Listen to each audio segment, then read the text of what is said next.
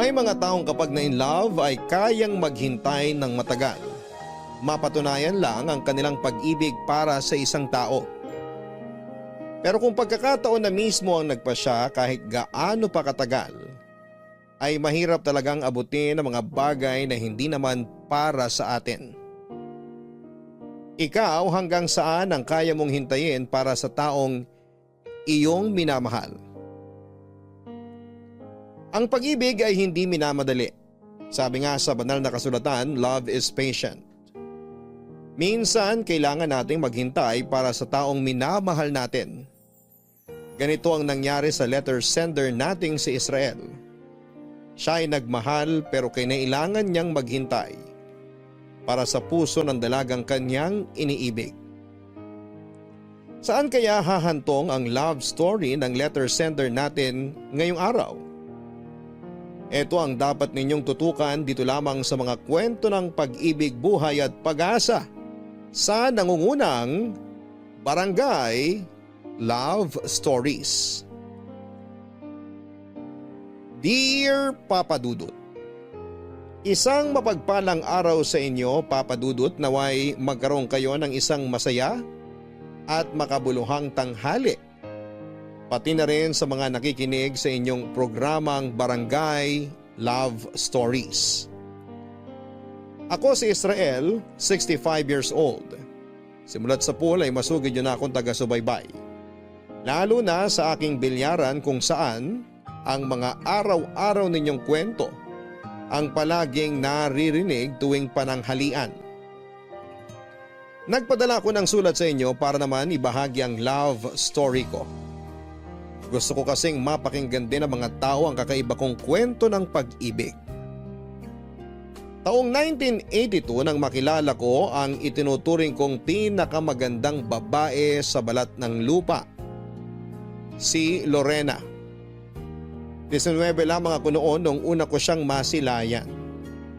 Isa siyang kolehiyala na nag-aaral para maging nurse. Ako naman ay isang hamak na boy lang sa isang karinderya sa harap ng kanilang eskwelahan. College dropout ako, Papa Dudut. Wala akong magulang na nagpapaaral sa akin at tanging ang lola ko lamang ang nagpalaki at nag-alaga sa akin. Bata pa lamang ay nagtatrabaho na ako para pag-aralin ang sarili ko. Kaso nga lang ay dumating ang panahon kung saan ay hindi ko na kayang tustusan ang sarili ko kaya minabuti ko na lamang na tumigil sa pag-aaral. Papa Dudut, tandang-tanda ko pa ang araw ng pagkikita namin ni Lorena. Maulan noon dahil may paparating na bagyo. Sa kalagitnaan ng pagliligpit ko sa karinderya kung saan ako nagtatrabaho ay biglang dumating si Lorena, basang-basa sa ulan.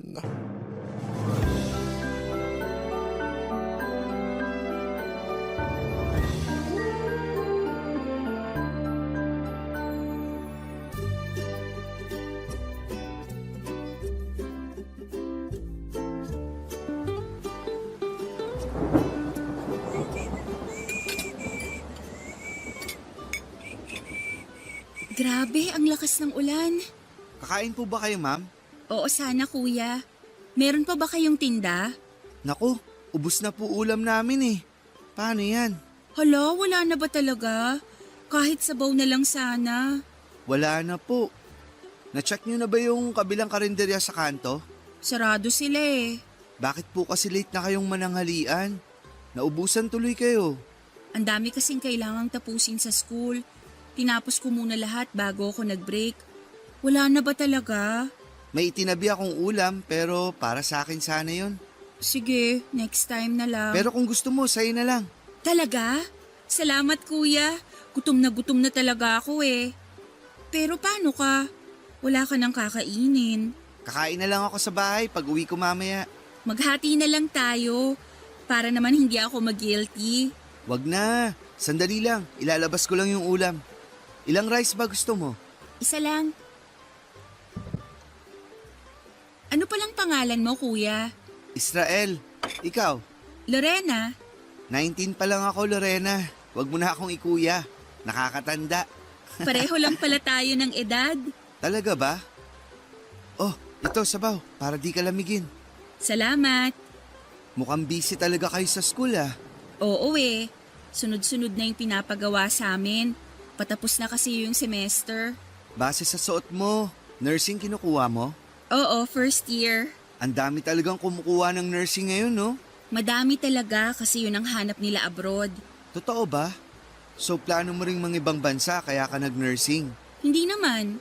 Gusto ko lang talagang maging nurse. Pero kung may opportunity naman sa ibang bansa, bakit hindi, di ba? Oo nga naman. O sige, maiwan na kita para makakain ka na ng maayos. Salamat ulit. Pasensya ka na ha, naagawan pa kita ng ulam. Wala yun. Bunso sa 5 magkakapatid si Lorena. Sundalo ang tatay niya samantalang nurse naman ang kanyang ina. Kumpara sa buhay ko ay mas maayos at may kaya ang pamilya nila. Papadudot magandang dalaga si Lorena. Maihehelera ko siya sa mga tipo nila Dina Vonaby na isa sa mga pinakasikat na artista noong kapanahunan namin. Artistahin kasi ang datingan niya. May pagkatisay, mahabang buhok at malaanghel ang kanyang mukha. Simula ng araw na nagkakilala kaming dalawa ay araw-araw ko nang inaabangan si Lorena sa labas ng eskwelahan nila.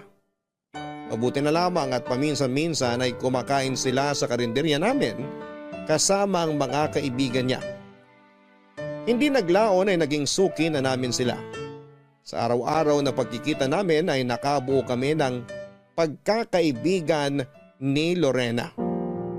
Hindi siya maarte sa katawan, papadudot. Mabait siya at palakaibigan. Bagay nga sa kanyang maging nurse dahil marunong siyang makibagay at makisama. Mahaba ang pasensya niya at mahinahon kung magsalita. Dahil sa mga katangiang yon ni Lorena kung kaya na in love ako sa kanya. Simulat sa pool ay alam naman nito na may gusto ako sa kanya. Hindi ko ito itinago, papadudot. Dahil alam kong maraming kalalakihan ang nagkakagusto kay Lorena noon. Baka maunahan pa ako kaya hindi ko na noon pinatagal pa at agad ko siyang niligawan. Kaso nga lang hindi ko alam na kailangan ko pa palang dumaan sa sundalo niyang ama bago ko makuha ang mga kamay niya.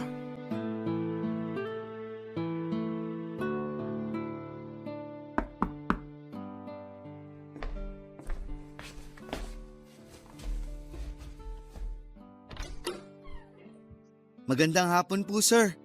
Magandang hapon din. Si Lorena po. Nagbibihis pa. Ikaw yung kasama niyang kakain sa labas? Ako nga po. Anong pangalan mo? Israel po. Israel? Ikaw ba yung nakukwento ng anak ko na nanliligaw sa kanya? Ako nga po. Kita mo nga naman. Hindi talaga nauubusan na manliligaw yung anak ko na yon. May iba rin po nanliligaw kay Lorena? Aba syempre, para sa tatay, maganda ang lahi. Totoo naman po. Magkamukha nga po kayo eh. Pero alam mo iyo, masyado pa kayong mga bata para sa mga ganyang bagay. College naman na po si Lorena eh. Hindi pa ba siya pwedeng ligawan? College pa lang. Nag-aaral pa kaya hindi pa talaga pwede. Ikaw ba? Hindi ka ba nag-aaral? Tumigil na po ako eh. Wala po kasi akong pampaaral sa sarili ko. Pero nakapagtapos ka naman ng high school. Opo, hanggang high school lang po tinapos ko. Yan ang sinasabi ko. Sa halip na unahin mo yung pag-ibig na yan, bakit hindi mo muna tapusin ang pag-aaral mo? Hirap po ng buhay eh. Kung may mga magulang sana ako na magpapaaral sa akin, baka nakapasok pa ako ng college. Yung lola ko na lang po kasi ang nagpalaki sa akin eh. Ako wala rin akong magulang. Maaga silang namatay sa sunog. Pinalaki rin ako ng lola ko, pero alam mo kung anong ginawa ko? Ano po? Nagsumikap ako para makapagtapos. Pinagsabay ko ang trabaho at eskwela. Ngayon, maganda na ang buhay namin. Ang hirap po kasing pagsabayin yan eh. Lalo na kung konti lang naman po sinasahod ko. Eh paano mo maaalagaan ang anak ko kung dyan pa lang, hirap ka na? Mahirap po mga ako eh. Pero sigurado naman po ako na totoo tong nararamdaman ko kay Lorena. Naku iyo, hindi ka mapapakain ng pagmamahal na yan. Ganito na lang ang gawin mo. Mag-aral ka, Tapusin mo ang college, saka kita papayagan manligaw kay Lorena. Kaya mo ba yun? Sige po, para po kay Lorena. Mag-aaral po ako. Yan, tama yan. Pangako yan ha. Opo, Israel, kanina ka pa? kadarating ko lang. Ano, ready ka na ba? Oo, tara na. Ay, pa, ito pala si Israel. Siya yung sinasabi ko sa'yo. Oo, nagpakilala na siya sa akin. Ano po sa tingin niyo? Alam niya na ako nung tingin ko sa kanya. Hindi ba Israel? Opo, Baka mamaya tinakot nyo na naman siya ha? hindi naman niya ako tinakot. Nag-usap lang kami ng papa mo. Ganun ba? O sige, tara na. Pa, alis na po kami. Mauna na po kami, sir. Mag-iingat kayo ha. Huwag papagabi. Israel, yung pinag-usapan natin ha. Opo, pangako ko po. Anong pinag-usapan nyo? Secret. Sa amin na lang yun. Aba, kayo ha? Papadudot naiintindihan ko kung bakit gusto muna ni Mang Densyo na makapagtapos ako ng pag-aaral bago niya ako payagang manligaw sa anak niya.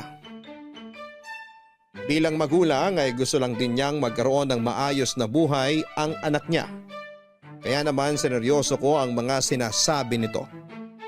Nag-ipon ako habang nagtatrabaho sa karinterya at sa sumunod na pasukan ay nag-enroll ako sa kolehiyo bilang irregular student. Mahirap man ay sinikap kong pagsabayin ang trabaho at pag-aaral para lamang kay Lorena. Habang nag-aaral ay nagpatuloy ang pagkakaibigan namin ni Lorena. Mabuti na lamang at nang panahon na yon ay hindi talaga tumanggap ng manliligaw si Lorena. Focus lamang siya sa pag-aaral kaya ganun din ang ginawa ko. Nang makagraduate si Lorena ay agad siyang nakahanap ng trabaho bilang nurse sa isang pampublikong ospital. Dahil naman irregular student ay natagalan bago ko nakuha ang diploma ko, papadudot. Pilit kong iginapang ang pag-aaral ko hanggang sa tuluyan na nga akong natapos sa kolehiyo. Taon man ang lumipas ay hindi nawala ang pagkagusto ko kay Lorena. Kaya naman nang makuha ko na sa wakas ang diploma ko, ay agad ko itong ipresenta kay Mang Densyo. Natuwa siya nang malaman itong tinupad ko ang pangako ko sa kanya. Ang problema nga lang kung kailan nagsisimula na akong manligaw kay Lorena ay sakto naman ang pag-alis nito papunta sa ibang bansa para maging OFW. Nagulat na lamang ako noon, papadudot, nung nalaman kong nakatakda na palang lumipad sa ibang bansa si Lorena matapos siyang makahanap ng trabaho bilang nurse sa Qatar. Itinago niya talaga ang balitang ito sa mga tao dahil hindi pa sigurado kung matutuloy siya noon o hindi, papadudot. Kaya noong nakumpirma niya ito ay sa akin niya agad sinabi ang magandang balita. Para kay Lorena ay magandang balitang nangyari, pero para sa akin ay bad news ang pag-alis niya. Dahil paano ko siya liligawan kung nasa malayo siyang lugar?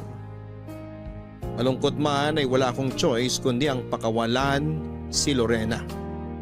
Hindi ko naman kasi hawak ang buhay niya dahil isa lamang akong hamak na manliligaw. Sa kabila ng nangyari ay nagpatuloy ang komunikasyon namin ni Lorena kahit nasa ibang bansa na siya. Sa pamamagitan ng snail mail ay buwan-buwan kaming nagpapadala ng sulat sa isa't isa para makapag-update sa mga buhay namin. Noong mga panahong yon ay nakahanap ako ng trabaho bilang mekaniko. Habang naghihintay kay Lorena ay unti-unti kong inayos ang buhay ko. Ipinangako ko kay Lorena na hihintayin ko ang pagbabalik niya at kapag nangyari yon ay maganda na dapat ang buhay ko sa Pinas.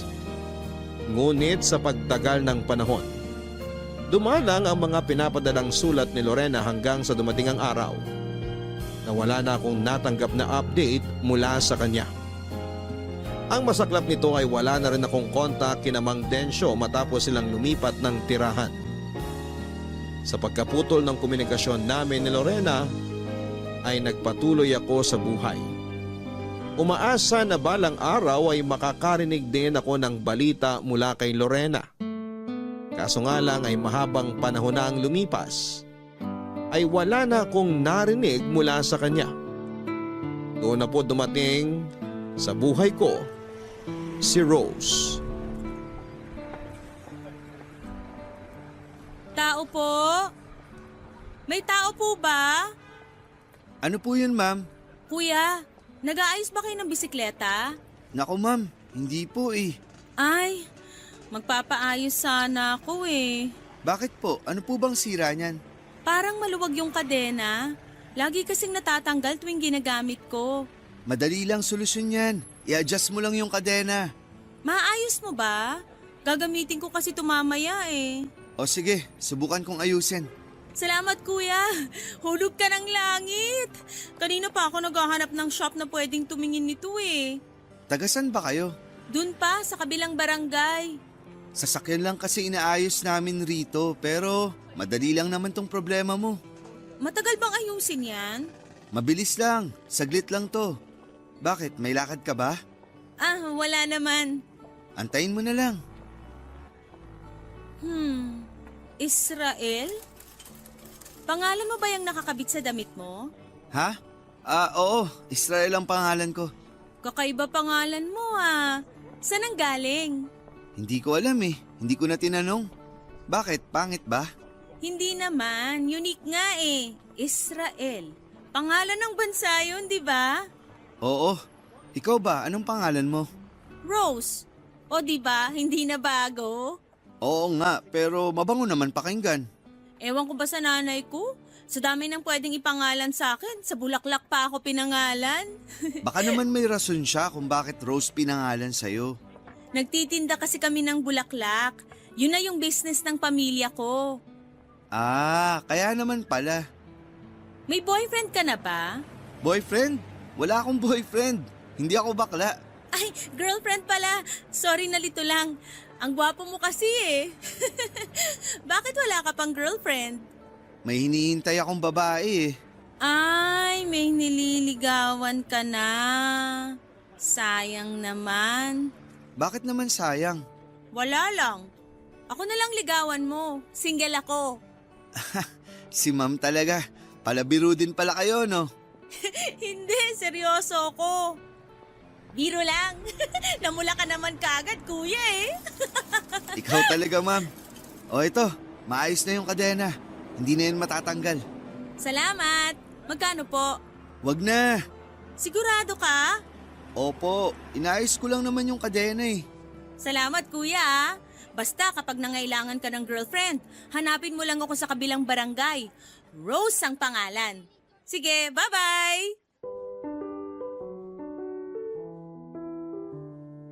Si Rose ang panganay sa 3 magkakapatid.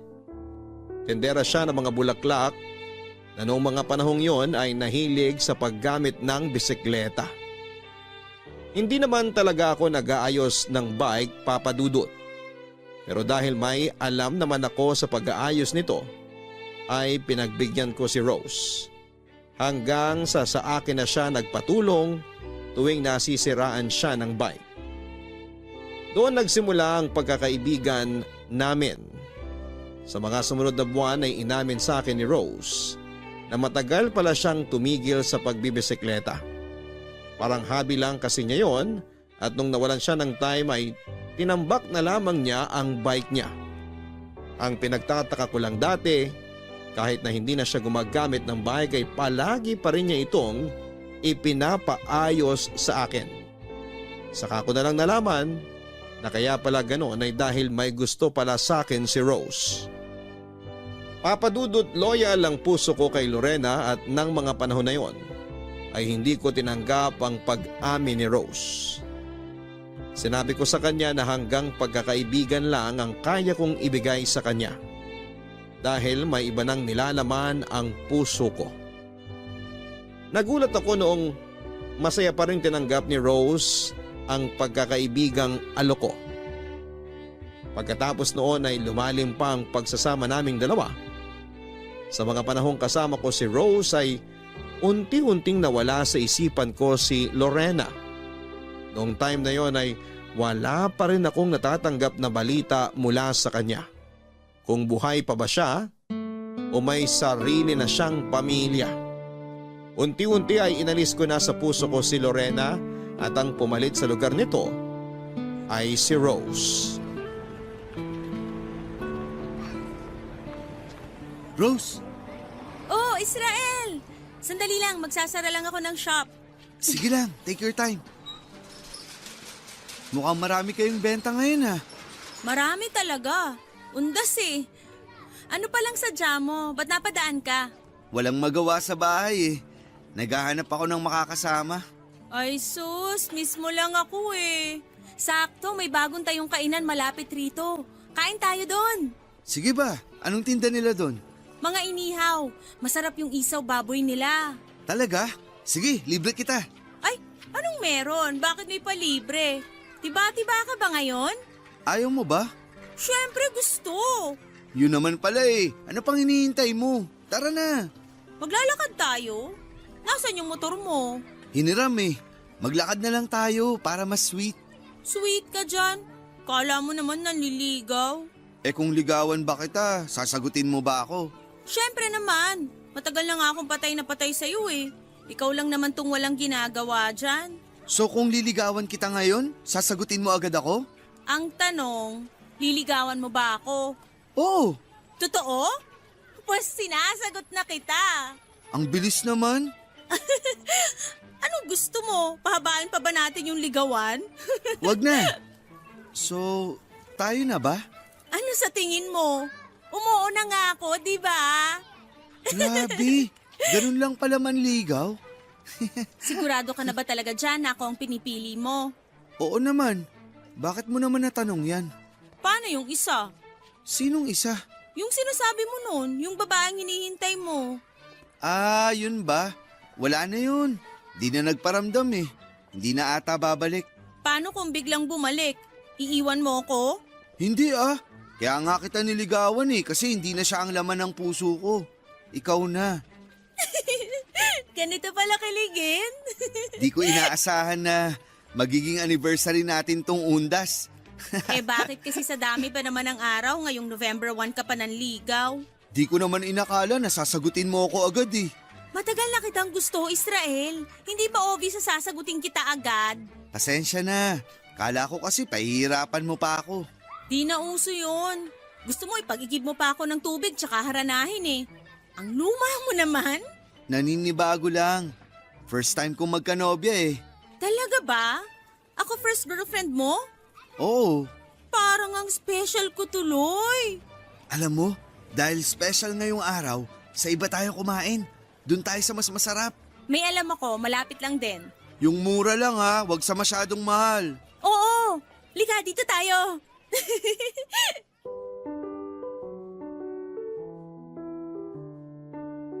Maganda naman ang naging relasyon namin ni Rose, Papa Dudut.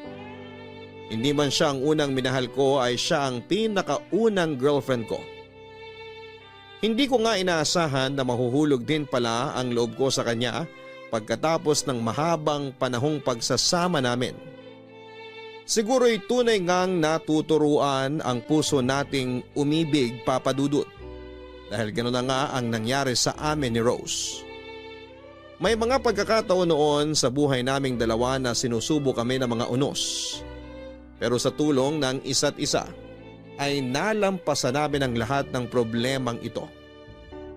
Nakakatuwang balikan dahil ilang beses din kaming naghiwalay noon ni Rose dahil sa mga maliliit na bagay pero palagi rin kaming nagkakabalikan. Ang mga kaganapang yon sa buhay naming dalawa ang siyang mas nagpatibay sa pagsasama namin.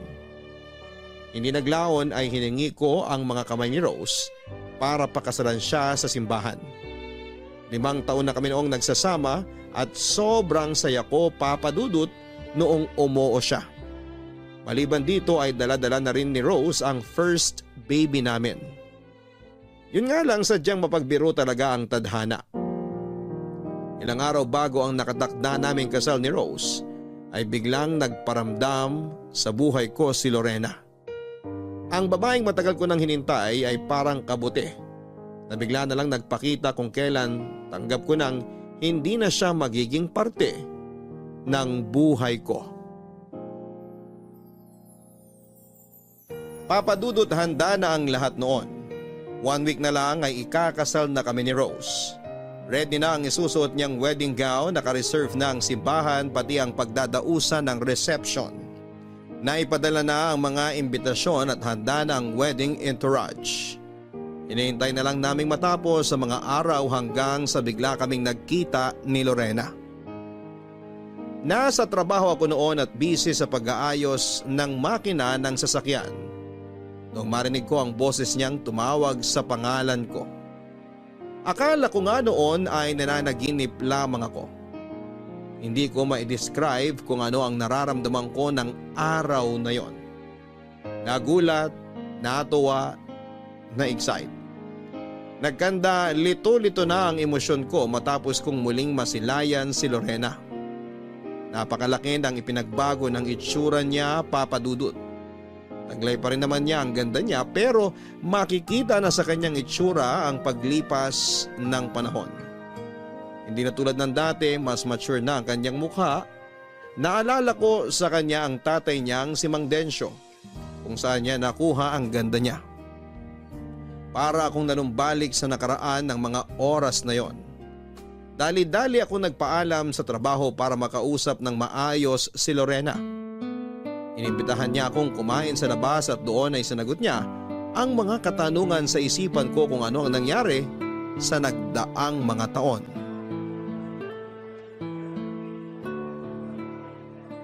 Kumusta ka na? Eto, matanda na. Ikaw ang kamusta na? Di ka na ba nagtatrabaho sa abroad? Hindi na, balik Pinas na ulit ako. Kailan pa? Matagal na. Last year pa ako bumalik. Mabuti naman naalala mo pa ako. Bakit naman kita makakalimutan? Malaking naging parte mo sa buhay ko eh. Totoo ba? Kung ganun, bakit ka nawala? Bigla ka na lang tumigil sa pagpapadala ng sulat sa akin. Yun ba? Madaming nangyari sa Qatar eh. Lumipat ako ng tirahan kasi nasunog yung dorm na tinitirahan ko. Sa sobrang stress ko noon, hindi na kita na-update sa bagong address ko. Pero alam mo naman yung address ko, di ba? Pwede ka namang sumulat ulit. Na-busy na lang din siguro ko. Tsaka gusto kitang sulatan ulit noon. Pero hindi na ako sigurado kung anong nangyari sa'yo. Kung nakapag-asawa ka na ba? Kung nakapagpamilya ka na? Wala pa akong pamilya. Talaga? Pero ikakasal na ako. Ganun ba? Congrats! Pakilala mo naman sa akin yung mapapangasawa mo. Kung gusto mo siyang makilala, pwede kang dumalo sa kasal namin. Next week na yun. Next week na? Sige. Susubukan ko. Ikaw, may pamilya ka na ba? Ako? Wala pa. Pero may boyfriend ka na siguro, no? Wala rin. Wala? Bakit? Huwag mong sabihing hanggang ngayon di ka pa rin pinapayagan ni Mang Densyo na tumanggap ng manliligaw. Hindi Bakit? Ano nangyari? Akala ko kasi may naghihintay pa sa akin. Yun pala wala na. Hindi ko rin naman kasi alam kung may mahihintay pa ako eh. Bigla ka na lang nawala, Lorena. Sorry, hindi ko alam kung paano kita i-approach eh. Parang nahiya na lang din kasi akong magpakita ulit sa'yo. Siyempre, mahabang panahon din na hindi ako nagparamdam eh. Pero bakit ngayon lang? Bakit ngayon ka lang nagpakita? Ngayon lang ako nagkaroon ng tapang eh. Kaso, huli na pala ang lahat. Siguro, may rason kung bakit ganun ang nangyari sa ating dalawa. Baka hindi talaga tayo para sa isa't isa. Siguro nga. Baka ganun nga. Hindi ako ang para sa'yo. Ano palang pangalan ng fiancé mo? Rose, flower shop owner siya. Nakakatuwa naman. Bumagay sa trabaho niya yung pangalan niya. Kaya nga mabait si Rose, makulit nga lang. Masaya ako na may nahanap ka ng babae na mamahalin mo. Congratulations ulit, Israel. Salamat. Sana ikaw rin. Makilala mo na rin ang lalaking para sa'yo. Sana nga. O paano yan? Mauna na ako. Parang naaabala pa kita sa trabaho mo. Pasensya ka na ha. Wala yon. Patapos na rin naman ako sa trabaho kanina. Salamat nakipagkita ka ulit sa akin. Salamat din, Lorena.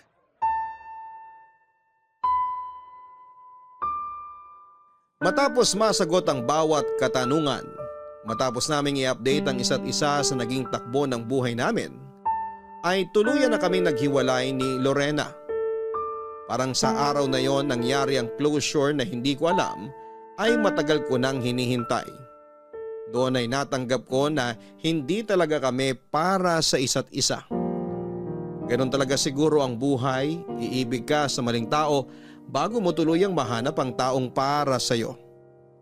Sa sumunod na linggo ay kinasal kami ni Rose. Isa yon sa mga pinakamasayang araw ng buhay ko na hindi ko malilimutan. Sumunod ay ang araw kung kailan pinanganak ni Rose ang panganay namin. Papadudot ang buhay mag-asawa namin ni Rose ay masasabi kong katulad din ng mga normal na mag-asawa. May mga araw na sobrang sweet namin sa isa't isa. May mga araw naman na parang wala kaming pake sa ginagawa ng bawat isa. Ganon na talaga ang buhay kapag matagal mo nang kasama ang isang tao. May awayan at tampuhan pero sa huli, mas nananaig ang pagkakapatawaran at pagkakaintindihan sa ngalan ng pamilya namin. Mula sa pagiging mekaniko ay nagpatayo ako ng sarili kong negosyo o papadudot. Isa itong bilyaran samantalang sari-sari store naman ang naisip ni Rose na gawing pangkabuhayan. Sakto dahil ang bahay namin noon ay malapit lang sa eskwelahan. Halos mga estudyante ang naging suki namin na siya nang nagbigay buhay sa maliit naming pamilya. Kontento na ako sa buhay ko noon, papadudot. Mabilis na dumaan ang 10 taon at nanatili pa ring matatag ang pagsasama namin ni Rose.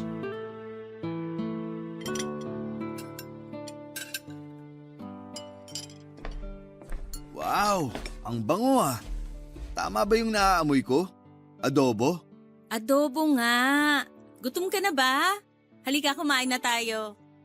Yung mga bata, Yung isa tulog, yung dalawa nasa labas. hindi na ba natin sila hihintayin? Wag na, mauna na tayong kumain. Matatanda na yung mga yun. Kakain na lang sila kapag ginutom sila. Nagtabi naman ako ng ulam dyan eh. Hirap talaga kapag nagbibinat at nagdadalaga na ang mga anak, no? Palagi na lang silang nasa labas. Hindi na tayo sabay-sabay kumain. Ikaw naman, parang hindi ka dumaan sa pagkabata. Ikaw din naman nung binata ka, lakwatsero ka rin naman eh. Hindi ah. Ay sus! Nakakamiss din pala maging bata, no? Yung mga panahong malakas pa mga buto natin, hindi pa nirarayuma. Masaya din naman tayo ngayon ah. Oo naman, syempre. Pero minsan, napapaisip lang din ako kung ano yung mga bagay na hindi ko nagawa nung kabataan ko. Bakit? Marami ka bang pinagsisisihan na hindi mo nagawa? Marami. Hindi ako nakapasyal. Hindi ako nakabili ng mga bagay na uso nun. Yung mga pagkakataon na hindi ko nagawa at nasayang dahil hirap sa buhay. Pwede mo pa rin namang gawin yan ngayon eh. Kung sa bagay, Sa relasyon natin, wala ka bang pinagsisisihan? wala. Masaya ako sa relasyon nating dalawa ngayon. Ano namang pagsisisihan ko? Meron ba dapat? Baka lang naman meron. Rose, masaya ako na ikaw ang napangasawa ko. Pero ni minsan ba, hindi mo natanong yung sarili mo kung ano kayang nangyari kung hindi tayo nagkakilala nung araw na nagkita tayo? Paano kung si Lorena ang nakatuluyan mo? Si Lorena? Bakit naman biglang napasok si Lorena sa usapan natin? Alam ko naman na si Lorena ang nilalaman ng puso mo nung nagkakilala tayo. Alam ko yun, ramdam ko. Pero hindi ako galit. Kailanman hindi ako nagalit at hindi ako magagalit kahit nasabihin mo pang mas mahal mo si Lorena. Bakit hindi ka magagalit? May karapatan kang magalit kasi ikaw ang asawa ko. Kasi tanggap ko ang katotohanan na may mas nauna sa akin. At okay lang yun. Ang mahalaga naman kung kanino ka napunta at sa akin yun. Hindi ko alam kung bakit si Lorena ang tumatakbo sa isip mo ngayon. Pero gusto ko lang malaman mo, Rose, na ikaw ang babaeng minamahal ko. Wala nang iba. Hindi si Lorena. Ikaw. Ikaw ang pinili ko. Ikaw lang. Huwag na nga nating pag-usapan yung mga hindi natin nagawa noon kasi wala naman ang magbabago eh. Ang pag-usapan na lang natin yung ngayon. O sige, pasensya ka na kung ano-anong naiisip ko kasi. Tanggalin mo na sa isip mo yung mga bagay na yan. Past is past. Hayaan na lang natin sa nakaraan yung mga bagay na yan. Tama ka nga. Kumain na lang tayo. Alam mo kung anong masarap isabay dito sa adobo mo? Ano? Juice. Sandali lang, ipagtitimpla kita ng juice. Tiwala sa isa't isa at pagpapakumbaba ang sekreto kung bakit tumagal ang relasyon namin ni Rose. Sobra-sobra ang pagmamahal niya sa akin noon. Kaya naman sinuklian ko ito ng pagiging ulirang ama at asawa. Kailanman ay hindi ko tinangkang mambabae o lokohin ang asawa ko. Hindi rin ako pumasok sa anumang bisyo dahil alam kong isa ito sa mga rason kung bakit nagkakasiraan ang isang pamilya. Sa pamamagitan nito ay nananatili kaming tahimik at healthy ang pamilya namin, Papa Dudut. Hindi striktong may bahay si Rose. Paminsan-minsan tuwing nagkakayaan kami na mga kaibigan ko lumabas ay pinapayagan niya akong maglakwatsa. Ganon din naman ako sa kanya. Sinubukan naming pagbigyan ang kanya-kanya naming buhay para hindi kami magsawa sa isa't isa. Kumbaga'y nagkaroon din kami ng me time para sa mga sarili namin. Papa Dudut, 3 ang naging anak namin ni Rose. Sa tulong ng bilyaran ko at ng sari-sari store niya ay napag-aral at napagtapos namin ang mga anak namin. Wala na talaga akong ibang mahihiling pa noon. Pero sa buhay ay hindi ka magiging bida sa sarili mong kwento kung wala kang pagsubok na pagdadaanan. Dumating ang pagsubok na yon sa buhay namin noong bigla na lamang na-diagnose si Rose na may breast cancer. Nagsimula ang lahat sa isang maliit na bukol sa pagitan ng kaliwang dibdib at ilalim ng kilikili ni Rose. Noong una ay hindi niya ito pinansin dahil hindi naman daw ito masakit. Inakala niya na sa pagdaan ng mga araw ay unti-unti rin itong mawawala. Pero sa mga sumunod na taon ay mabilis na lumabas sa mga sintomas nito. Nagbago ang hugis ng kanyang dibdib at nadagdagan ang bukol nito at tuwing nasasagi ay nakakaramdam siya ng sakit. Papa Dudut, wala akong kaalam-alam noon sa pinagdadaanan ni Rose. Matagal niya itong itinago sa akin. Sa nagdaang taon ay inindalang ni Rose ang sakit na nararamdaman niya. May takot kasi sa ospital si Rose. Kailanman ay hindi niya nasubukang magpa-ospital. Maging noong mga anak siya ay sa bahay niya ito ginawa sa tulong ng isang midwife. Pero noong hindi na talaga niya makayanan ang sakit na nararamdaman niya ay nagpadala na siya sa espesyalista. Doon na namin nalamang may cancer si Rose, Papa Dudut, at malala na ang lagay nito. Sa mga sumunod na buwan ay mabilis na tumamlay ang kalusugan ni Rose. Ganon din kabilis na naubos ang ipon naming mag-asawa para sa pagpapagamot niya. Unti-unti siyang nangayayat hanggang sa lahat ng mga treatment sa kanya ay hindi na gumagana. Dumating ang araw na hindi na kayang lumaban noon ni Rose. Gusto na niyang sumuko at para sa isang asawang tulad ko, mahirap makita ang babaeng pinakamamahal mo na nagsasuffer at ang malala ay wala kang magawa ukol rito.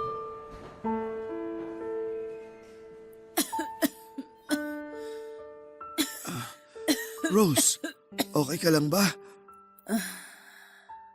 Okay lang ako. May kailangan ka? Gusto mo ng tubig? Hindi, salamat. Matulog ka na uli. Ikaw, bakit gising ka pa? Hindi ka pa ba matutulog? Hindi ako madalaw-dalaw ng antok.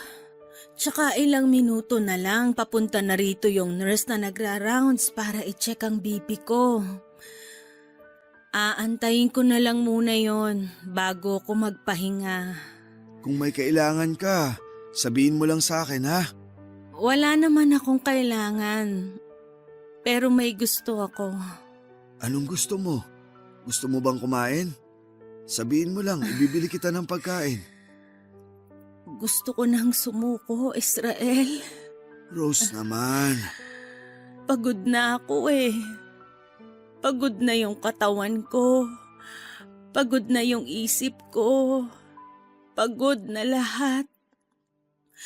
Kung pwede lang sanang i-fast forward tong sakit ko para matuluyan na ako, gagawin ko eh. Bakit naman ganyan sinasabi mo? Iiwan mo na ako. Kami ng mga anak mo. Bibitaw ka na lang basta. Wala naman tayong laban eh. Nandito ako sa ospital hindi para magpagaling kundi para pahabain lang yung buhay ko. Pinapahaba lang ng mga doktor yung paghihirap ko. Pinapatagal lang nila yung pagkamatay ko.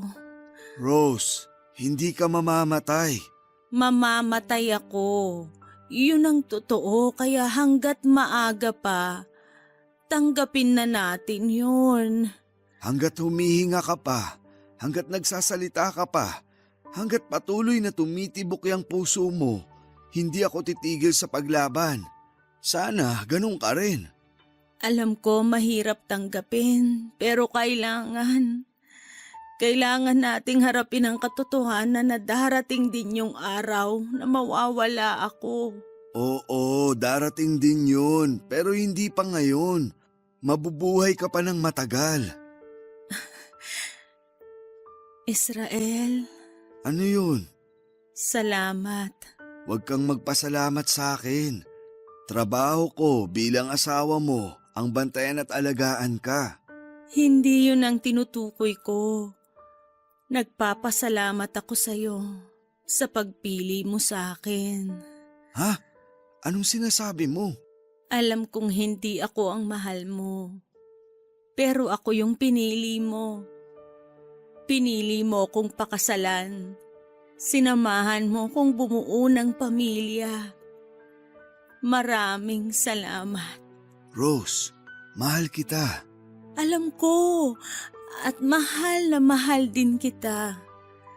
Masaya ako kahit na pangalawa lang ako sa puso mo. Masaya ako kasi kahit ganun, hindi mo pinaramdam sa akin na second choice lang ako. Israel, alam ko na kailanman hindi naalis sa puso mo si Lorena. Pero gusto kong malaman mo na naiintindihan kita. Sapat na binigay mo sa akin ang pinangarap kong buhay. Ikaw ang dahilan kung bakit hindi ako natatakot mamatay.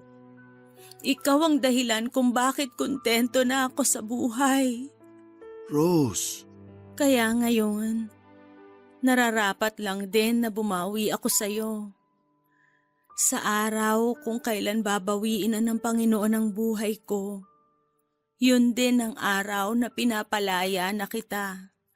Deserve mong sumaya, mahal ko, kaya pinapakawalan na kita para hanapin ang babaeng totoong minamahal mo.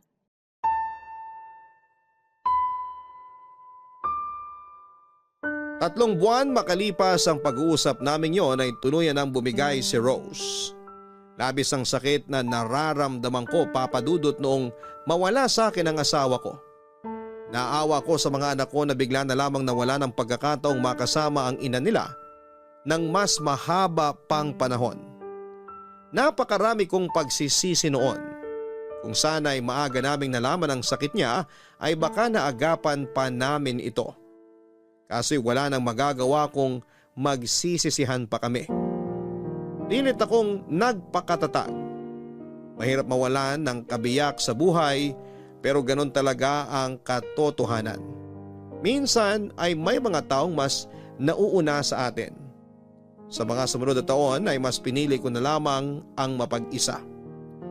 Ang atensyon at lakas ko ay ibinuhos ko sa pagpapaganda sa bilyaran ko. Ang sari-sari store na iniwan naman ni Rose ay sinalo ng isa sa mga anak namin. Unti-unti kong binawi ang perang nagastos namin sa pagpapagamot kay Rose. Gusto kong mag-ipon dahil hindi natin hawak ang buhay natin at kapag ako naman ang nagkasakit ay ayokong ipasa ang problemang ito sa mga anak ko. Kaya pinagplanuhan ko na ang lahat. Nawala na noon ang taong nagbibigay saya sa buhay ko. Kaya binibilang ko na lamang din noon ang mga araw bago kami muling magkita ng asawa ko. Matanda na rin naman ako, Papa Dudut, at malalaki na ang mga anak ko at may sari-sarili na silang pamilya. Kung kailan para bang nawawala na ako ng gana, ay saka naman nag-iba ang direksyon ng buhay ko. Ito ay dahil makalipas ang mahigit 2 dekada ay muli kaming nagkita ni Lorena.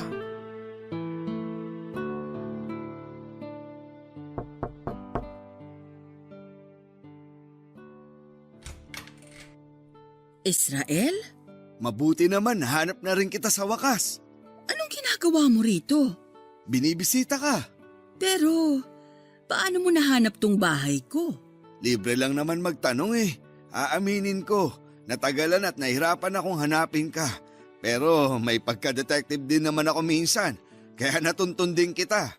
Nakakagulat ka naman. Bigla-bigla ka nalang nagpapakita. Na-surprise ka ba? Oo naman. Sa haba ng panahon simula nung huli tayong nagkita, hindi ko inaasahang magkikita ulit tayo. Ako nga rin eh. Pero heto tayo ngayon.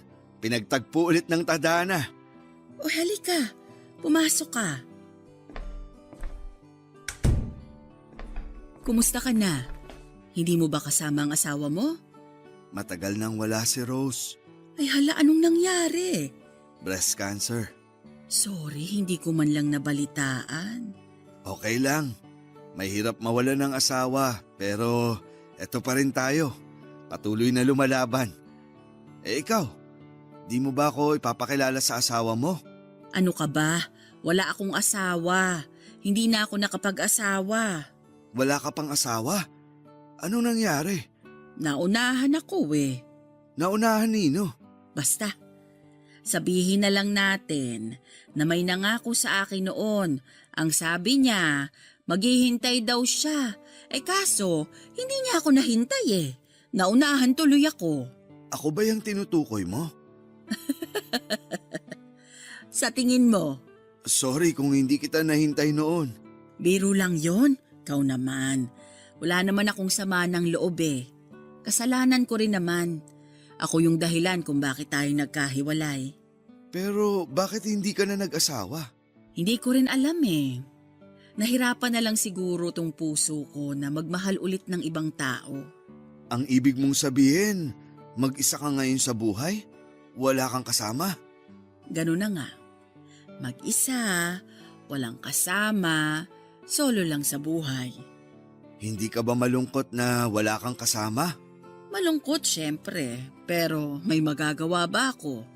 Ito na yung naging buhay ko eh. May magagawa ka pa naman eh. Tulad ng ano, sa edad nating to, limitado na lang yung mga bagay na pwede nating gawin.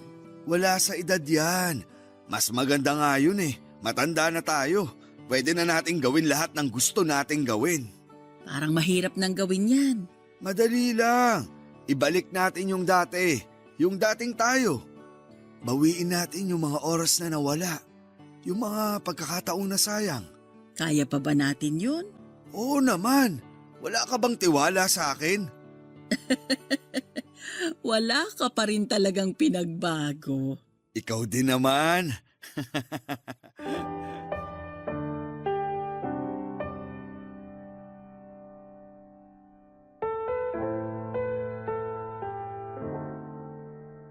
Sa muling pagbabalik ni Lorena ay biglang nagkaroon ng kulay ang madilim na buhay ko, Papa Dudut.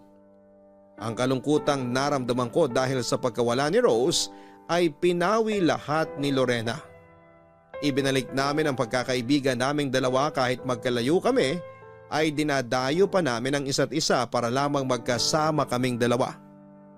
Masaya ako, Papa Dudut, na nabigyan ulit ako ng pagkakataong makasama si Lorena. Sa edad kasi namin ay mahirap nang bumagay sa makabagong henerasyon. Hindi na kami makarelate sa kung ano ang bago. Kaya naman masarap sa pakiramdam na may kaidaran ako kung saan ay pareho kami ng interes at pagkakaintindi sa buhay. Hindi naglaon ay naisipan kong ituloy ang matagal ko nang inaasam kay Lorena. Niligawan ko siya, Papa Dudut. Hindi man kami nagkatuluyan o mga bata pa kami sa pagkakataong ito. Oras na siguro para ituloy ang naudlot naming kwento. Sinagot ako ni Lorena at netong taon lang ay kinasal kaming dalawa. Pagkatapos nito ay lumipat na ng bahay si Lorena at tumira sa akin. Sakto dahil bumukod na rin ang bunso kong anak kasama ang asawa nito kaya hindi na ako maiiwang mag-isa, Papa Dudut. Ito po ang love story ko. Maraming nangyari, maraming aral. Muli, magandang araw po sa inyo. Ang inyong forever kapuso at kabarangay, Israel. Mga kabarangay, ang pag-ibig ay parang roller coaster. Dadalhin ka nito sa rurok ng kaligayahan at kasabay nito ay maaari ka ring mapunta sa pinakailalim. Ano't ano paman. Kahit kailangan mo makipagsapalaran sa ngalan ng pag-ibig ay sigurado kung worth it din naman ito sa dulo. Kaya naman sa mga kabarangay nating hanggang sa ngayon ay nananatili pa ring single, huwag tayong mawala ng pag-asa dahil ang bawat ipinapanalangin natin sa buhay natin ay darating din sa tamang panahon. Hanggang sa muli, ako po ang inyong si Papa Dudut sa mga kwento ng pag-ibig, buhay at pag-asa sa Barangay Love Stories number 1. Sabay-sabay nating pakinggan ang iyong kwento ng pag-ibig, buhay at pag-asa. Ipadala lang sa barangaylovestories@yahoo.com. Nagustuhan ng iyong napakinggan? Ituloy yan via live stream sa www.gmanetwork.com/radio.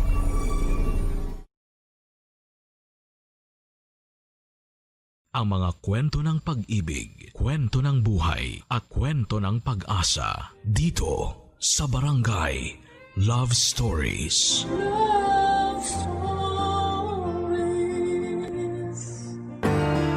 Lahat tayo ay isinilang ng isang ina.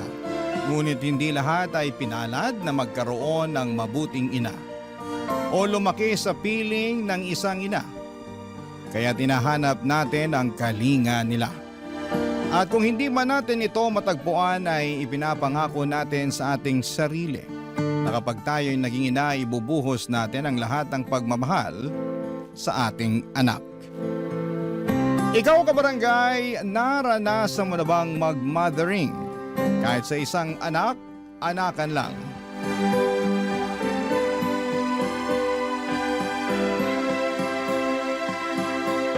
Dear Papa Dudut, makulay na tanghali po mga kabarangay. Sana po ay mapili po ninyo, Papa Dudut, ang aking kwento para itampok sa Barangay Love Stories. Alam po ninyo ay fan na fan niyo po ako. At lately ay pansin ko pong pumapayat po kayo. Ano po ba ang sekreto ninyo? Ang atribido ko po natutuwa lang po talaga ako na nabibigyan ninyo ng boses ang platform ng ordinaryong tao na katulad ko na ikwento sa buong mundo ang kanilang struggle na napagtagumpayan. Ako po si Rene, super fresh pa po sa aking alaala. Yung mga panahon na fresh pa po ang beauty ko. Sisimulan ko ang aking kwento noong 1980s. So alam na ng mga kabarangay natin na gurangchi na ako ngayon. Pero doon tayo sa freshness. Noong mga panahon kasing yon ay sobrang tabu pa po ang pagiging out and loud ng mga bakla. Kaya karamihan sa mga kabaklaan society ay kloseta. Paminta ang aura. Ganon din ako. Pinipilit kong maging pamen pero hindi talaga kaya ng powers ko na pigilan ang totoo kong pagkatao. Para kung bulkang gustong sumabog at ipagsigawan sa lahat na maganda ako at gawa ako ng Diyos. Mahal niya ako kasi binigyan niya ako ng talino at face card. Bakit ko nasabi? Kasi consistent ang honor ko noong estudyante pa lamang ako, Papa Dudut. At tuwing fiesta ay kinukuha akong escort ng reyna-reynahan na paeksena kasi cute daw ako. Hindi nila alam na ang bet ko ay ang maging isang reyna. Proud ang parents ko sa utak ko pero ang motherland ko alam na alam niya na hindi lalaki ang uniko iho niya. Isa po akong magandang prinsesa na gustong magkajowa ng isang gwapong Prince Charming. Kaya galit si nanay sa akin, wala daw siyang anak na bakla. Nakakahiya, hindi ako makaakyat sa langit. Pero paano ba akyatin ang langit, Papa Dudut? Pinipigilan ko kung sino talaga ako. Kalimutan yung maging masaya para sa sarili ko at hindi ko na lang titingnan ang crush kong si Enrique. Ganun ba yon, Papa Dudut? Sobrang gwapo po talaga ni Enrique. Kaya kapag siya ang kaharap ko, ako si Rena Bella. Hindi ba ang sosyal pakinggan? Alam nyo, ilang gabi kong pinag-isipan kung magtatapat ako sa kanya. At dumating nga ang araw na hindi ko nakayanan. Sinabi kong gusto ko siya pero straight talaga si Enrique at ang sabi niya ay hindi niya ako pwedeng maging jowa kasi bakla ako. Lalaki pa rin ako. Gusto niya ay babae lang kaya sobrang na-hurt ako, Papa Dudut. Pero ilang linggo lang ay nakabawi ulit ako kasi hindi naman niya ako iniwasan. Ganon pa rin ang treatment niya sa akin pero may kaunting nagbago na gustong gusto ko naman. Kapag kami lang dalawa ay wala siyang pakialam kung niyayakap ko siya. Hanggang sa may kababalaghang nangyari sa aming dalawa na sobra kong kinaligaya. Ganito pala ang feeling, Papa Dudut. Parang lumipad ako sa langit pero ilang araw lang ay lumagapak ako sa lupa. Dahil kumalat ang chismis tungkol sa aming dalawa sa nangyari sa amin. Sa pagsuko ko ng bataan ko at hindi ito nakaligtas sa radar ng nanay ko.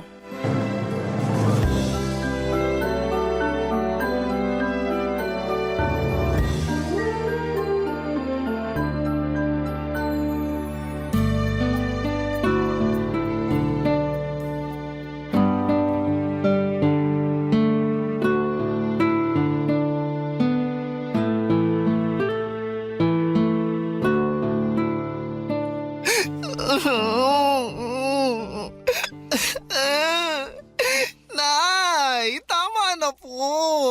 Hindi mo lang inisip ang kahihiyan namin.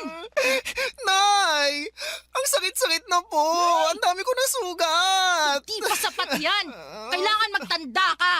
Nay naman, maawa naman kayo sa anak ninyo. Ngayon gusto mo kaawakan ka. Matapos mo ipahiya ang pamilya natin. Ay nako, hindi ka ba nag-iisip? Di ba honor student ka? Bakit hindi mo ginamit yung utak mo? Puso po kasi ang ginamit ko, Nay. Ay nako, tigilan mo nga ako, Rene. Lalaki ka. Lalaki ang pinanganak ko. Lalaki ang panganay ko, hindi bakla. Hindi niyo po ba talaga ako matanggap, Nay? Anong magagawa ko? Bakla po talaga ako. Tigilan mo na. Di ka bakla. Alam mo kung malalaman to ng tatay mo? Naku, hindi lang bugbog ang aabutin mo. Mas malala pa rito. Eh, ganito po talaga ako, Nay. Magpakalalaki ka. Ang kabakla ng dahilan kaya pinagchichismisan tayo ng mga tao eh.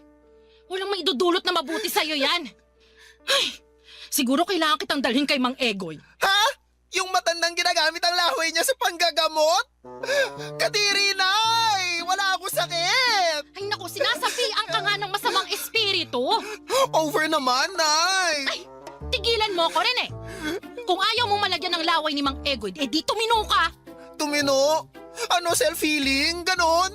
Basta, ayoko na may bakla sa pamamahay na to. Kung hindi, palalayasin kita. Ay, sobra naman kayo, Nay! Layas talaga! Hindi ba kayo naaawa sa akin? Dahil lang sa pagiging bakla ko!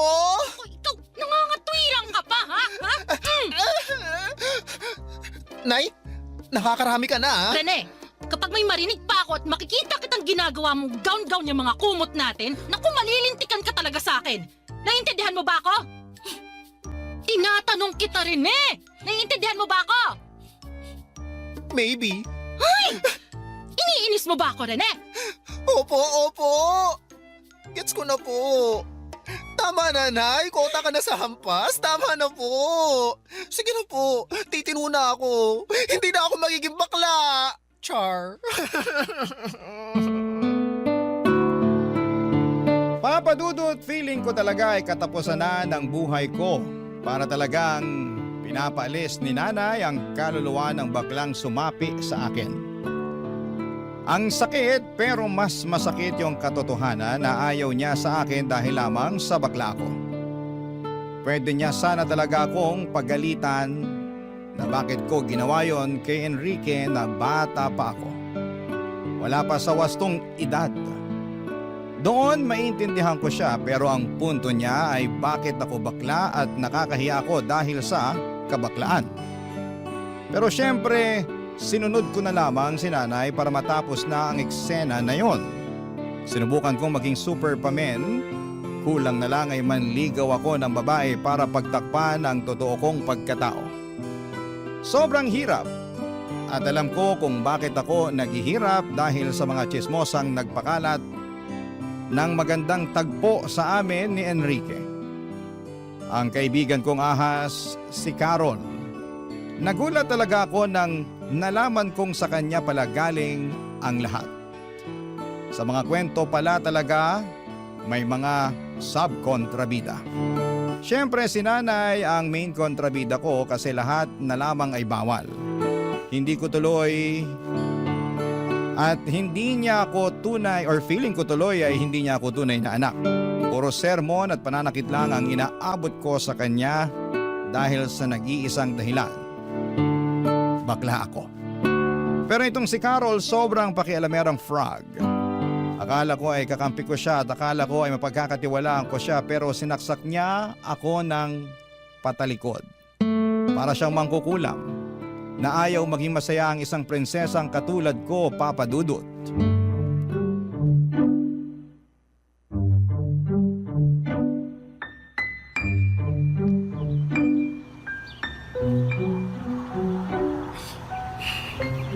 Carol, pwede ba tayong mag-usap? Orne, anong pag-uusapan natin? Ba't ganyan ang ayos mo? Tsaka, bakit ganyan kang makatingin? Diretsahan na to ha. Galit ako sa'yo. Ano? Bakit? Ay, maang-maangan? Amnesia? Walang maalala? Bakit ako naririto? Tigilan mo ako ha? Eh, ano ba kasing ginawa ko sa'yo, ha? Bakit mo pinagkalat? Bakit mo sinabi sa ibang tao yung tungkol sa amin ni Enrique? Ano? Napipi ka ba? Nakita mo ba yung mga pasa ko? Yung mga sugat ko? Yung iba tingnan mo, hindi pa naghilom! Binugbog ako ng nanay ko dahil sa kagagawan mo! Eh, hindi ko na kasalanan yan. Ay! Walang accountability! Bala ko dyan. Ay! Huwag mo ako tatalikuran, Carol! Gusto mo ipagkalat ko rin yung kalandian mo? Hoy! Hindi ako malandi, ah. Ay, nagsalita? Banal yarn? Gusto mo isa-isahin ko? Rene, pwede ba tigilan mo ako? Ikaw na ang backstabber na feeling Santa. Ano ba ang motibo mo para i-chismis mo kami ni Enrique, ha? Dahil ba gusto mong mauwi sa impyerno ang buhay ko? Ganun ba? Gusto mo ng impyerno? Hindi kita sasantuhin! Pwede, sige, saktan mo ako. Isusumbong kita. Ay, mahilig ka talaga sa ganyan, no? Sumbongerang pala ka! Bakit? Dahil ba mas matalino ako sa'yo? Na kahit anong gawin mo, mas mataas pa rin ang grades ko? Kasi hindi mo kaya ang utak ko at ang galing ko sa mga art project? Alam mo, nakakaawa ka kasi hindi ka lumalaban ng patas. Oo na. Ikaw na ang magaling, pero bakla ka pa rin. Ayun! Wow! Grabe ang argument! Pang matanda ang atake, wala bang bago? Alam mo, hindi na ako nasasaktan kung tawagin mo man akong bakla. Mas nakakasakit yung hindi ka nga bakla. Pero isip bata ka naman. Bakit pa ba kita naging kaibigan? Bakit mo ako naging kaibigan? Eh di ba dahil malapit sa akin yung mga lalaki, gusto mo makisawsaw? Ay, talaga? Eh hindi naman lumapit sa akin si Enrique dahil sa'yo. Pero sa halip na magtuloy-tuloy kami ni Enrique, naunsyame pa dahil sa'yo. Ang sama-sama mong kaibigan, hindi ka na naawa. Akala ko hindi ka tulad ng ibang mapanghusga pero mas masahol ka pa. Inggitera! Tsaka! Alam mo ikaw, sumusobra ka na, ha? O ano, naiiyak ka na? Hindi mo ako madadaan sa paiyak mo. Simula ngayong araw na to, hindi na tayo friends. Tandaan mo yan! Ay, Rene! Bumalik ka dito! Maghanap ka ng iba mong matutuklaw! May vaccine na ako sa'yo, wala nang epek ang kamandag mo sa akin! Che! Papadudot nakarating kay nanay ang naging away namin ni Carol at syempre ako ang nagmukhang kontrabida at salot sa lipunan. Napapaisip tuloy ako kung masama ba akong tao o hindi ko lang maintindihan si nanay. Pero sobra naman po dahil lang sa bakla ako ay bugbog ang aabutin ko sa kanya sa pang-araw-araw. Bukod doon ay tinis ko ang lahat ng chismis at pangungutya sa akin dahil lamang sa pagiging bakla ko. Maharot daw ako, wala daw akong hiya at tagapalaganap daw kami ng mga sakit. Ganon kalala ang mga tao sa amin.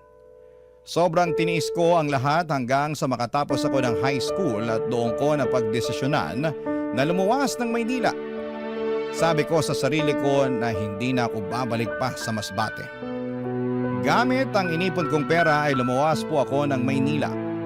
Nakituloy muna ako sa isang kamag-anak pero hinahamak din ako. Buti na lamang at nakahanap ako ng trabaho at tuluyan na akong namuhay ng mag-isa. Namuhay ako na walang inaalalang ibang tao. Namuhay ako bilang kung sino talaga ako. Bilang magandang Rena Bella. Barangay Love Stories. Barangay Love Stories. Ginawa kong araw ang gabi. Todo kayod ako sa trabaho para makaipon, papadudot. Naging janitor ako, waiter at kung ano-ano pa.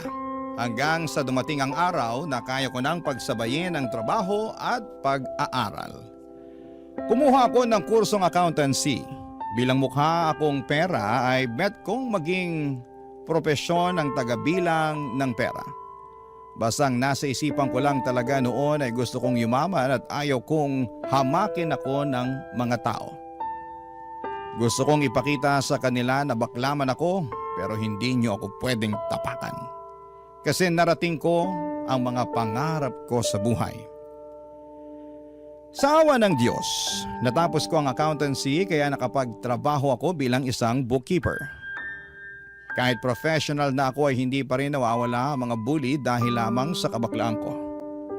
Pero wala nang titindi pa sa mga ginawa ng nanay ko noon sa akin. Kaya naman naging matatag na ako, papadudot.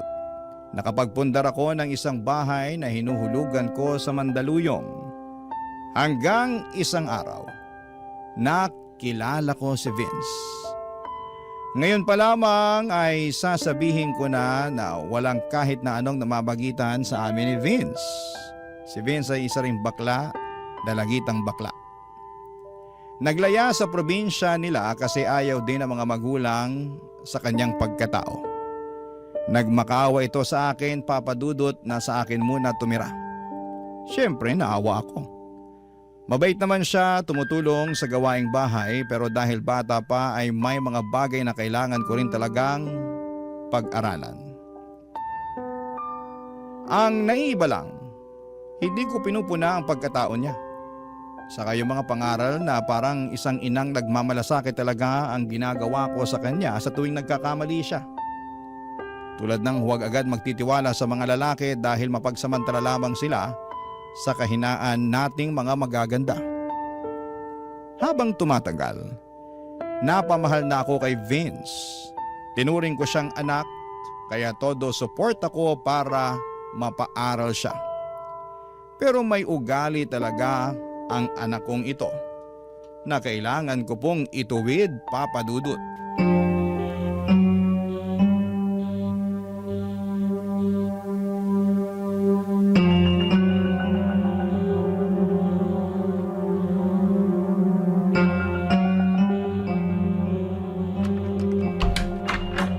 Anong ginagawa mo? Nangungupit ka? Mother. Vince, bakit mo to ginagawa? Sagutin mo ko. Hindi pa ba sapat ang ginagawa ko sa'yo para ganituhin mo ako? Pinagnanakawan mo ako ng pera? Sorry, Mother. Ilang beses mo na tong ginawa, ha?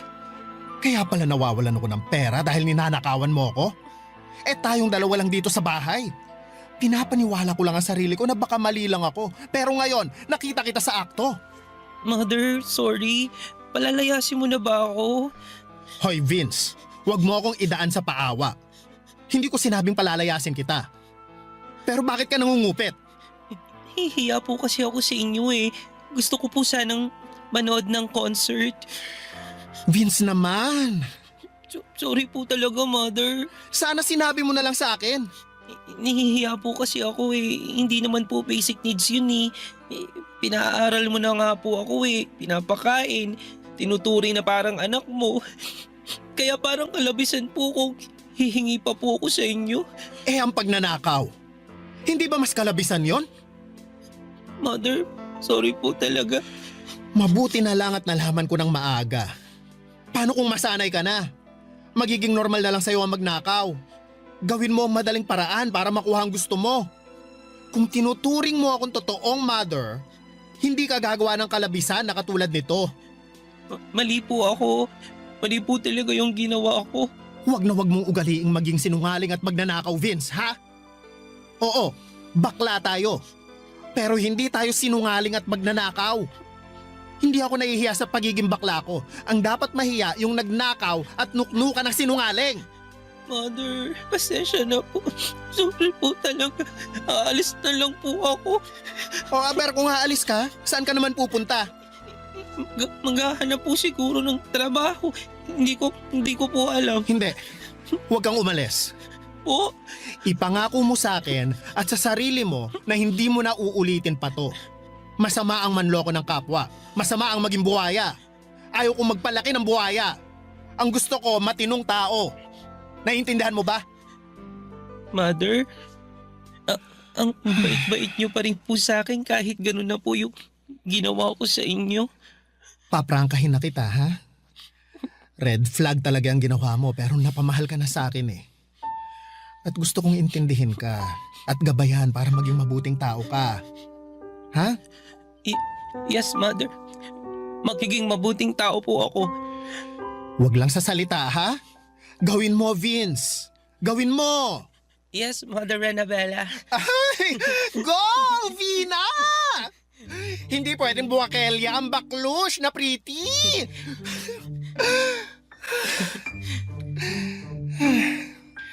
Basta mag-aral ka, ha? Hindi kita susukuan. Ipaglalaban ko ang mga pangarap mo sa buhay kasi that's how to mothering a beautiful daughter should be. Wow, English? Nag-aral kaya ako. Ang galing nyo nga po, Mother eh. Idol ko po kayo. Asus. O ito, bibigyan na kita ng perang pambili mo ng ticket para rumampa ka ng bongga.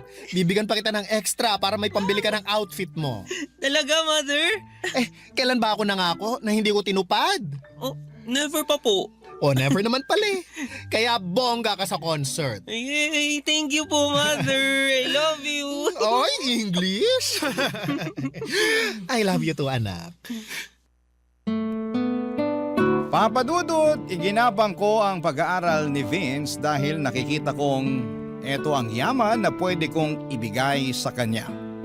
Mahirap ang mag-aral. Naranasan kong igapang ang sarili ko at ayaw kong maranasan ni Vince ang paghihirap na yon. Sa totoo lang ay marami na akong baklang natulungan. Pero iba ang sitwasyon ni Vince kasi kinupkup ko siya at parang ako na ang naging nanay niya. Bilang isang ina ay tinupad ko ang aking obligasyon sa anak, ang suportahan ang kanyang pag-aaral at pangarap sa buhay. At sobrang saya ko po nang makapagtapos siya ng high school, Papa Dudut. Proud na proud ako sa kanya at sa sarili ko na kaya ko palang maging isang ina at tatay sa isang hindi ko kadugo.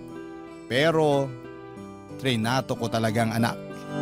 Siyempre may mga lalaki din naman ako kaya may mga masasayang araw din ang puso at katawang lupa ko. Pero iba rin talaga nang dumating si Vince, Papa Dudut. Nabihag niya ang puso ko nang biglang magpakita itong si Andrew sa akin. Sa bahay ko na tumira itong si Andrew, may mother at father na itong si Vince na anak-anakan ko. At tuwing umuwi si Vince galing sa school, sa college ay parang perfect family talaga kaming tatlo. Ang saya-saya ko po, Papa Dudut, pero may ginawa si Andrew na red flag sa akin.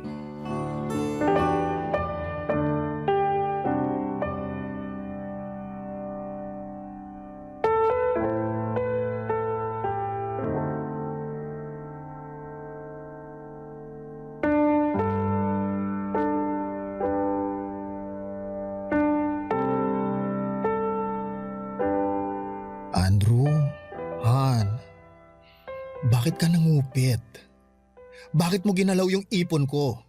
Han, kasi Ang ayaw ko, yung sinungaling na nga, magnanakaw pa. teka lang. Ano kasi Han eh? Han, kasi Sige, magsinungaling ka pa. makinig ka. Kailangan ko lang kasi. Nasa ospital ang nanay ko sa Cebu. Yun. Ano? Oo. Tama ang narinig mo. Nasa ospital siya. Eh bakit hindi mo sinabi sa akin? Bakit kailangan mo pang nakawin ang pera ko? 2 beses ka pang nangupit. Sorry na. Aaminin ko, nagkamali ako. Eh pero ano yung una last week? Anong dahilan mo kung bakit mo kinuha yung pera ko nun? Yun na nga. Humihingi ang nanay ko. Unang nagkasakit ang tatay. Tapos siya. Yun. Ganun. Ay, umayos ka Andrew ha? Akala ko nga si Vince ang kumuha ng pera. Kung hindi ko lang nakita sa bag mo bago ka pa umalis ng bahay, malamang si Vince pa rin ang pagdududahan ko. Kawawa naman yung anak ko. Pinagdudahan ko pa siya. Pero yun nga, imposible din ganun kalaki ang kinuha niya kasi para saan niya gagamitin. Han. Sorry na talaga. Nagkamali ako. Han, sa susunod magsabi ka. Hindi naman ako naging madamot sa'yo. Binibigyan nga kita ng panggastos mo habang wala ka pang trabaho, di ba? Nahihiya na ako sa'yo. Huwag ka nang mahiya. Ngayon pa ba na asawa na kita? Nakita ko ng lahat sa'yo. Masama ang ginawa ko eh. Alam kong napipilitan ka lang dahil sa sitwasyon. Tama. Kaya ang lakas mo sa akin, Han eh. Kasi, naintindihan mo ako. Basta pagsusumikapan ko yung training ko para makapagtrabaho ako. Makapag-abroad. Basta paghusayan mo. Saka, baka kapag nakapag-abroad ka na, kalimutan mo na ako at magkaroon ka na ng ibang babae. Han, hindi ako ganun. Tumatanaw ako ng utang na loob. At saka, mahal kita eh. Totoo. Talaga ba? Oo. Mahal na mahal kita.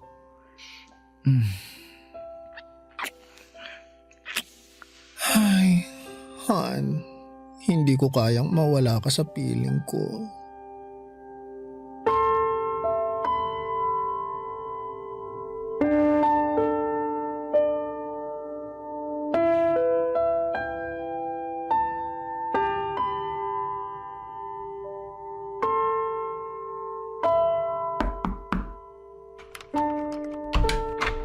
Vina?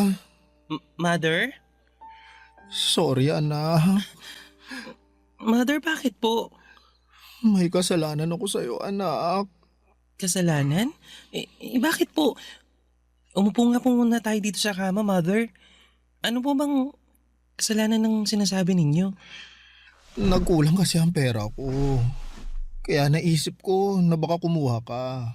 Ano po? Kaya nga magsosorry ako kasi ikaw ang naisip ko. Mother naman. Mali nga ako. Nakonsensya ako at ikaw ang naisip ko. Pero ang totoo, si Papa Andrew mo ang kumuha. Ha? Ano po? Nagnakaw siya sa inyo? Ang lupit naman, nakawan pa kayo? Pero okay na. Nagkaayos na kami. Talaga ba, Mother? Yesterday, ngiti pa lang niya, wala na. Ang rupok ko. Iba talaga, in fairness. Well, yummy naman si Papa Andrew. Truly, ang muscles, ang face, ang performance, pang opera. Mapapanganga ka talaga ng bongga. Mother, ha? Mukhang nandidiri ka. Baka ikaw, may nililihim ka na sa akin. No, over. Wala po akong nililihim. Ano naman po ang nililihim ko sa inyo? Love life. Mother, wala pa. Gusto kong graduate muna ng college. Hard to get tayo, ganon. Talaga? Yes. Vina, hindi kita pinagbabawalang magka-BF, ha? Kaya ayokong maglihim ka. Mother, kung magkaka-BF man po ako, ikaw agad ang unang makaka-nose. Pero, Ano-ano, ha? Rampa-rampa lang po muna. Hindi po ako pwedeng magka-Andrew tulad mo. Uunahin ko po muna magka-diploma. Ay, very good. Ganyan nga. Hindi talaga ako nagsisisi na inampon kita. Proud ako sa'yo, anak. Proud na proud ako sa'yo.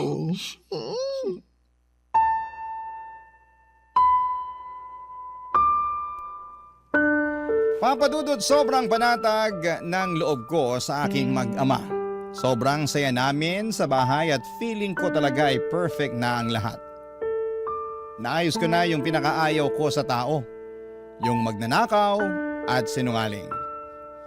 Pero pansin ko ay hindi na pera ang nawawala sa bahay, pati mga gamit.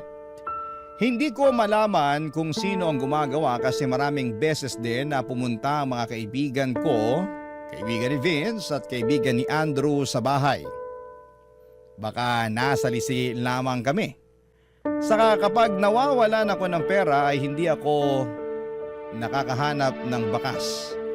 Kung sino nga ba ang kumukupit. Kaya naman nagpalagay na ako ng CCTV sa kwarto nang hindi nila alam para malaman ko kung sino ang nagnanakaw. Pero sobra po akong nasaktan sa aking mga nakita. Nagpatira pala ako ng buwaya sa bahay. Ang lala na pala kasi araw-araw akong niloloko. Araw-araw akong pinapaniwala na pamilya ang turing sa akin at hindi ako pinagsasamantalahan. Pero nagkamali ako, Papa Dudut. May mga bagay siguro na hindi mo talaga hawak. At darating na lamang ito at magdadala ng sakit sa puso mo. Akala ko talaga na magiging maayos na kaming tatlo.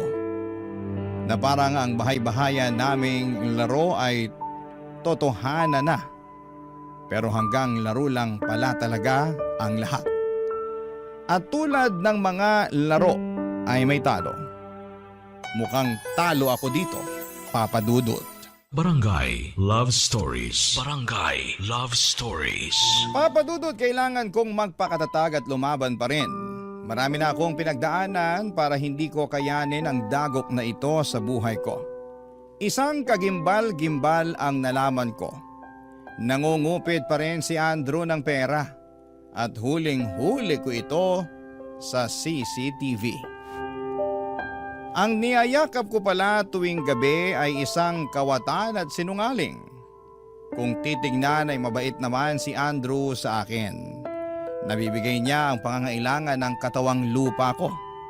Nilalambing niya ako, niyayakap at naiisip ko na ganito talaga siguro kapag bakla. May mga lalaking talagang mapagsamantala at ginagamit ang kahinaan namin. Ilang araw din akong hindi nakatulog. Hindi ko siya makumpronta kasi ayaw kong mawala siya sa akin. Nasanay na ako na siya lang ang lalaki sa buhay ko. Kaya hinahayaan ko na lamang. Papa Dudu, tuwing pumapasok ako sa trabaho ay napapanood ko sa app ko sa phone ko ang kuha ng CCTV. Dito na ako nagtataka kasi bakit pumapasok si Andrew sa kwarto ng anak ko. Nagnanakaw din ba siya? Hanggang sa iba na ang kutob ko. Pinalagyan ko na rin ng CCTV ang kwarto ni Vince. Hindi nila alam na may CCTV na pala ang loob ng bahay. Doon ko nalaman na may relasyon ang dalawa. Kaya nung nakita ko sa akto ang ginagawa nila ay dali-dali akong umuwi ng bahay para mahuli silang dalawa, Papa Dudut.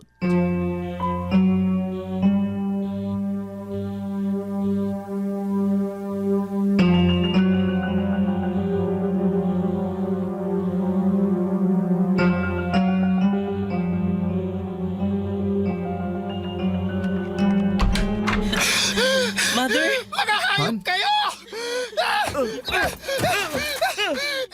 Tama na! Andrew! Tama na! Bakit si Vince pa? Bakit?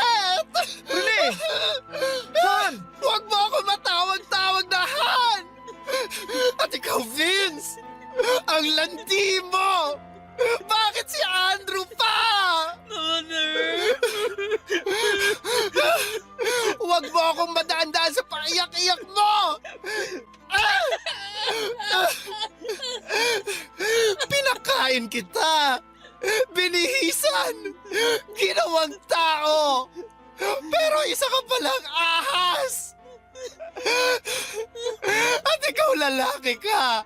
Ang sama mo! Ang sama-sama mo! Namumuro ka na sa pananakit ha? Karapatan kong saktan ka! Kasi ginawa niyo kung tanga! Rene ha, pigilan mo na to. Titigilan ko na talaga! Dahil palalayasin ko kayong dalawa! Lumayas kayo! Ano? Rene naman. Huwag naman ganun. Anong huwag? Matapos kong malaman ang kahalayan niyo. Sa anak pa natin talaga, Andrew! Rene naman. Pareho naman kayong bakla. Mapagbigay lang. Kasiyahan lang. Anong kasiyahan? Saka ano yung pangungupit mo? Kasiyahan lang din? Anong pangungupit yung pinagsasasabi mo? Wala akong kinupit ha. Ay talaga naman! Ang magnanakaw! Kapatid talaga ng sinungaling! Wag mo akong pagbibintangan. Ikaw pa ngayon ang nagbabanta! May ebidensya ako! Ano? May CCTV ang buong bahay na to! Lahat ng galaw sa loob ng bahay nakikita ko! Ang pagnanakaw mo! Ang kahayupan yung dalawa! Kaya lumayas na kayo! Layas! Mother! Huwag mo akong matawag-tawag na mother! Wala akong anak na malandi at inaasa sa sarili niyang... Bakit mo nagawa sa akin yun, ha? Kung makaiyak ka naman, nakinabang ka rin naman sa akin ah. Nakinabang? O nabulag ako? Naakala ko matino kang tao. Nabudol mo ako!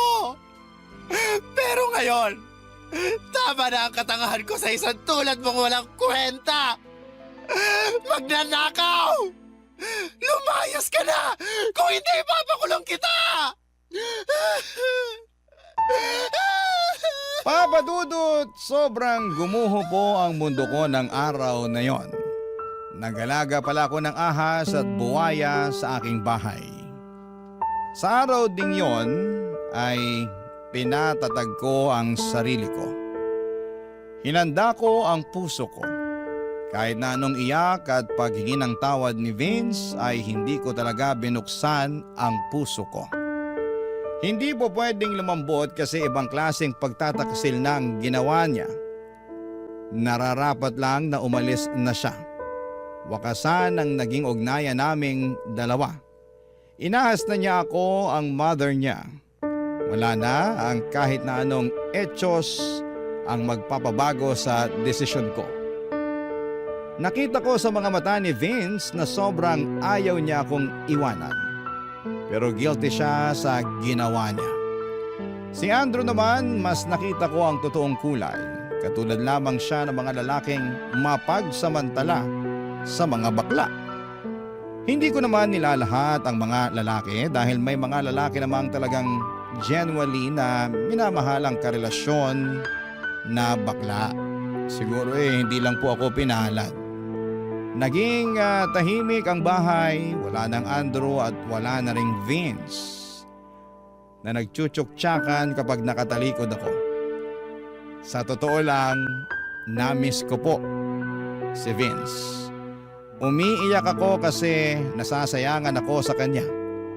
Pero ginusto niya ang ginawa niya, ginusto niyang lokohin ang nag-iisang baklang nagpaka-mother sa kanya. Matapos ang halos 1 linggo ay bumalik si Vince, nagmamakaawa at humihingi ng patawad sa akin, Papa Dudut.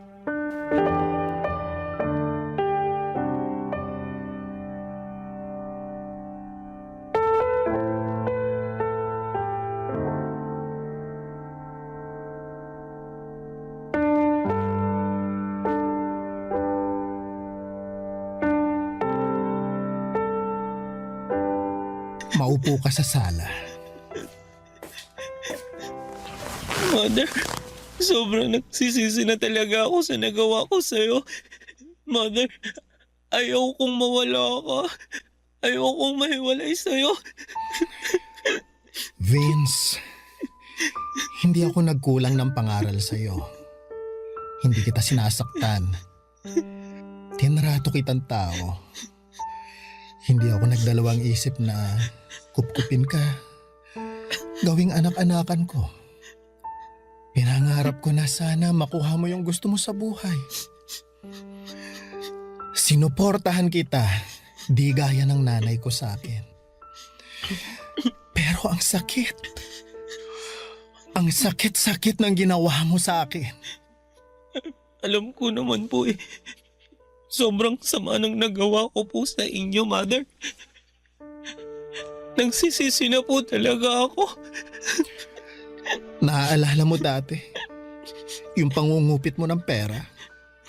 Pinangaralan kita. Sabi ko sa'yo ang magnanakaw, isang malaking sinungaling. Akala ko napatino kita.